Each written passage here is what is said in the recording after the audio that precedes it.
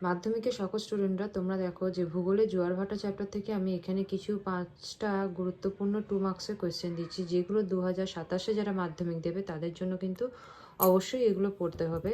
যার মধ্যে প্রথম প্রশ্নটি হচ্ছে অ্যাপোজি জোয়ার কাকে বলে, যেটা কিন্তু 2018 সালে এসেছিল। নেক্সট হচ্ছে পেরিজি জোয়ার কাকে বলে, যেটা 2020 সালে এসেছিল।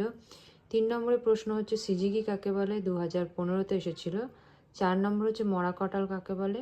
5 নম্বরের প্রশ্ন হচ্ছে চন্দ্রজোয়ার কি। এই 5টি উত্তর তোমরা খাতার মধ্যে সুন্দর করে লিখে নিয়ে তোমরা কিন্তু পড়া শুরু করে দাও, কারণ টেস্ট পরীক্ষা, সেকেন্ড ইউনিট টেস্ট এবং ফাইনাল পরীক্ষায় এগুলোর মধ্যে থেকে কিন্তু অবশ্যই তোমরা কমন পাবে।